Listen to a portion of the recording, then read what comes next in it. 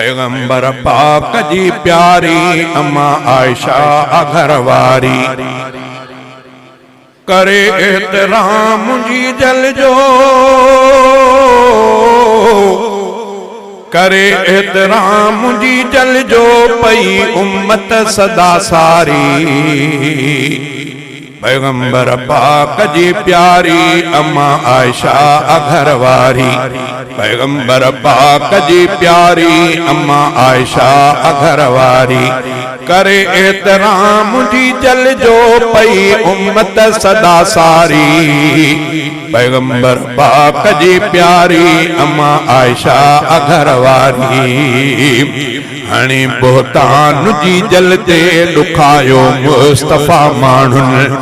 हणी बोहतान जी जल ते दुखायो मुस्तफा माण्हुनि करे सा ॻाल्हि बेहूद रंजायो मुस्तफा माण्हुनि सफ़ाई पाक दामन जी सफ़ाई पाक दामन जी ॾिनी क़ुरान में बारी पैगंबर पाक जी प्यारी अम्मा आयशा अघरवारी करे एहतराम जी जल जो पई उम्मत सदा सारी पैगंबर पाक जी प्यारी अम्मा आयशा अघरवारी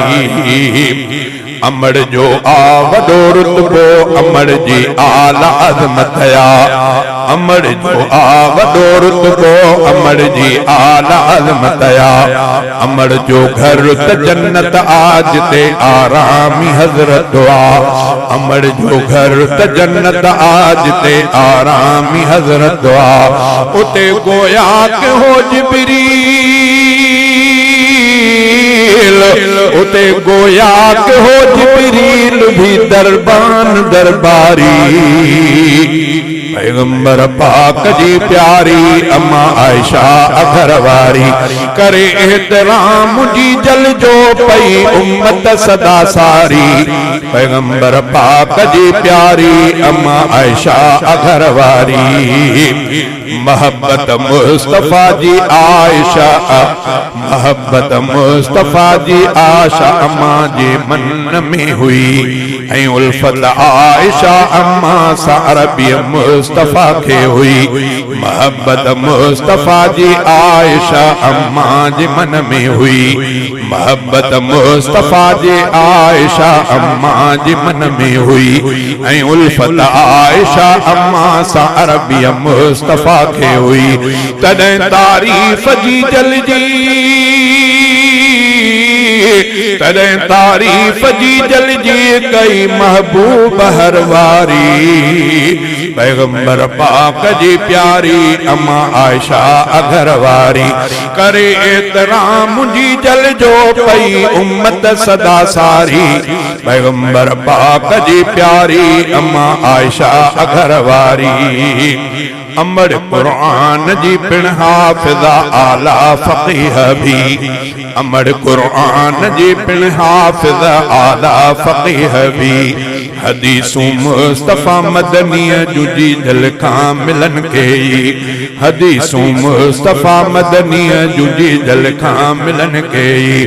अबू दाऊद मुस्लिम पढ़ अबू दाऊद मुस्लिम पढ़ बुखारी तिरमिज़ी प्यारी पैगंबर पाक जी प्यारी अम्मा आयशा अघरवारी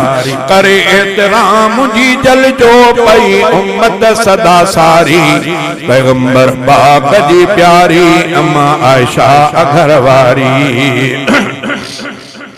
अमड़ जे शान में भौंके तुझे को भी बुरो बुछड़ो उहो बदबख्त बुछड़ो ऐं बुरो आहे उहो चमड़ो अमड़ जे शान में भौंके तुझे को भी बुरो बुछड़ो उहो बदबख्त बुछड़ो ऐं बुरो आहे उहो चमड़ो ए ख़ालिद मुस्तफा तंहिंखां हे ख़ालिद मुस्तफ़ा तंहिंखां कंदो आहे तबेदारी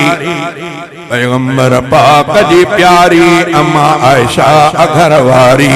पैगंबर पाक जी प्यारी अम्मा आयशा अघर वारी करे एहतराम मुंहिंजी जल जो पई उम्मत सदा सारी पैगंबर पाक जी प्यारी अम्मा आयशा अघर वारी।